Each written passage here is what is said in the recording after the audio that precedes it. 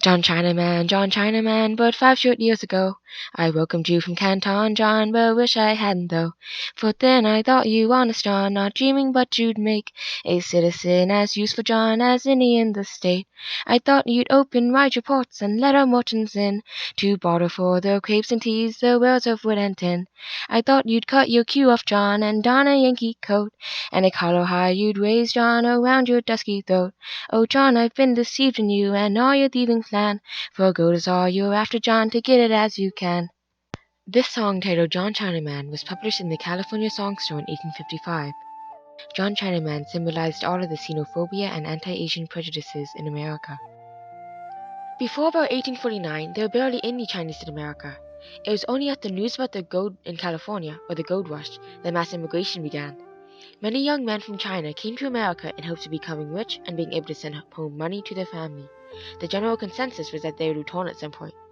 However, after the gold rush, many could not afford to travel back to China, so they stayed in California or went to Seattle or other states.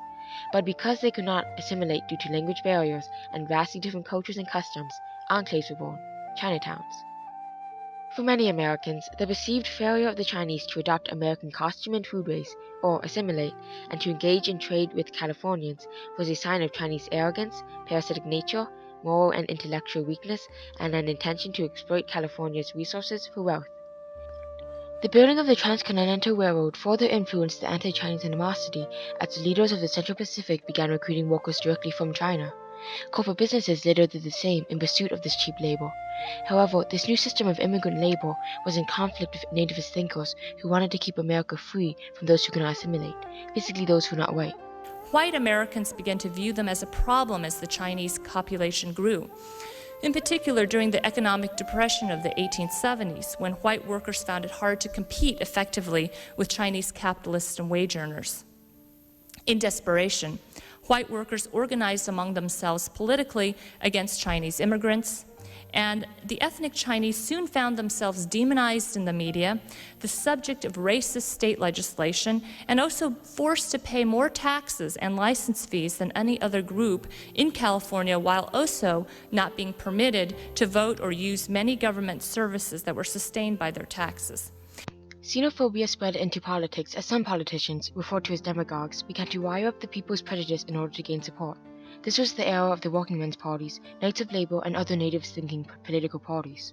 Many of them started to spread the slogan, "The Chinese must go," as they advocated for the deportation of the Chinese. Working men of California, within a few months, we will have 1,000 men armed with Springfield rifles and ready for action. We are bent on driving from the state of California these miserable moon-eyed lepers. With the politicians and political parties supporting them, many Americans took it upon themselves to forcibly drive out the Chinese from Chinatowns and participate in massacres where they murdered dozens of Chinese. To make matters worse, these people could commit these crimes without fear of prosecution because the Chinese were not even allowed to testify against white people in court. However, while within America there was still tension between the Chinese and Americans, the governments of the two nations were establishing treaties and working to build prosperous relations with each other. The best way to describe this may be through the old immigrant saying, "America beckons, but Americans repel." This may be due to the fact that until the 1800s, the Eastern and Western civilizations had remained closed off from one another. While Chinese porcelains, tea, and art objects were desirable trade items, Chinese mussels were indispensable for the development of the economy, and for missionaries, Chinese souls were the objects of conversion. Chinese people were not seen as desirable immigrants, let alone potential fellow American citizens. They were often regarded as coming from a decaying, backward civilization and were incapable of self-governing themselves in the American polity. The US-China relationship began with anxious efforts by American merchants to open China's trading ports. From 1789 and onwards, the two nations participated in trade and maintained a mutual relationship of respect. However, after the Opium War in 1839 to 1842, China began to lose its national independence, creating a scramble between Western nations trying to gain power in China. After the Treaty of Nanking at the end of the First Opium War in 1842, many Chinese ports were forced to open to foreign trade, which threatened American trade in the region. The American government then scrambled to obtain the 1844 Treaty of Anguilla. This was the first unequal U.S.-China treaty, which placed American trade on par with British trade. This treaty effectively ended the era of the old China trade, giving to the rise of the United States as an emergent power. During 1856 to 1860, Britain and France launched the Second Opium War that forced China to open more treaty ports and further lower tariffs for Western imports. The United States took advantage of this war to force China to accept another unequal treaty, the Tianjin Treaty. The U.S.-China relationship was no longer an equal one, but one between a rising imperialist power and a declining feudal empire. When the 1858 treaty expired, Anton Burlingame, an American minister plenipotentiary, offered to represent China to negotiate better treaties with the United States and other Western powers. Anton Burlingame toured China working to build support for equitable treatment for China and Chinese immigrants. In 1871, the Chinese Education Mission brought the first of two groups of 120 Chinese boys to study in the United States. His mission led to a new treaty, the 1868 Burlingame Treaty, that recognized and promoted free immigration between the two nations. It provided freedom from persecution to immigrants in either country, expanded opportunities and protection to American merchants and missionaries, and guaranteed the most favored nation treatment to each other's immigrants and permanent residency right in each other's country. At this time, over 100,000 Chinese immigrants had arrived in the American West. Though the intention of the treaty was to allow America to freely recruit Chinese laborers, it helped China by providing the country with a diplomatic channel to protect Chinese immigrants. The treaty later became a major bargaining card for Chinese diplomats negotiating with American government on immigration issues. So, on the international level, you have the American government welcoming and encouraging Chinese immigration amidst the growing racial conflict in its own nation. It was in the American government's best interest to secure peaceful relations with China, but alas, the attempt to unite the two cultures was met with backlash, with the growing hate for the Chinese fighting against that very interest. But of course, above all, the American government had to listen to its people. Unfortunately, the majority of people wanted the removal and exclusion of the Chinese in America. The challenge for American presidents and congressmen was how to address anti-Chinese domestic attitudes while maintaining peaceful diplomatic relations with China. Allowing Chinese exclusion would be seen as a violation to the treaty. In hopes of finding a way out of this conflict, the American government sought to revise the Burlingame Treaty in their favor by sending James Angel to negotiate a new Treaty of China in 1880.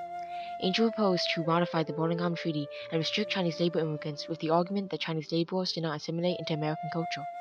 China would not have agreed to the revisions had they not been preoccupied in domestic and international issues.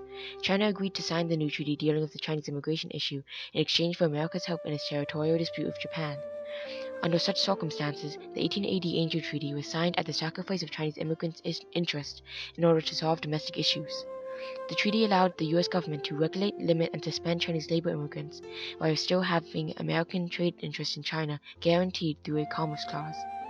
It opened the door for anti-Chinese lobbyists to push for an exclusion law, as American politicians realized that immigrants were not a priority consideration in the Chinese government's diplomacy. Americans began to perceive China as a weak nation that had no military strength to back up its demands. On May 6, 1882, Congress sought to resolve the political contest between those eager to ban Chinese laborers and those interested in trading with China. Years of racial hostility and anti-immigrant agitation by white Americans led the way to the passage of the Chinese Exclusion Act. Congress passed the Chinese Exclusion Act, which excluded Chinese laborers, women, and children from entering the United States, but exempted students, because they were here on student visas and were only here temporarily, teachers, merchants, because they could be taxed, and diplomats in order to protect U.S. trade and treaty interests. The act also forbade Chinese from naturalizing as citizens, closing previous loopholes. The Chinese Exclusion Act marked the first time that the U.S. explicitly restricted immigration based on race and class. It created 100,000 permanent aliens. Because no women could come, and barely any were currently there, the Chinese men-to-women ratio became around 20 to 1, which meant no growth of Chinese families. Amendments later prevented Chinese laborers who had left the United States from returning. If an earlier immigrant exited the country, he needed a re-entry certificate to be allowed back in. Chinese immigrants only consisted of a 0.02% of the nation's population, and Congress still passed a law in order to keep racial purity. It was based under the presumption that these immigrants posed a threat to the law and order in certain American localities. This started a new era in which the United States changed from a country that welcomed almost all immigrants to a gatekeeping one.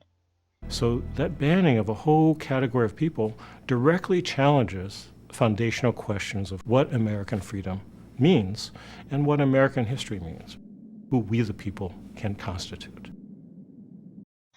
The immigration ban would live on for 60 years until the Magnuson Act of 1943 repealed it as a political move made in order to gain China as an ally in the Second World War. The Chinese all of a sudden became the good immigrants after decades of exclusion.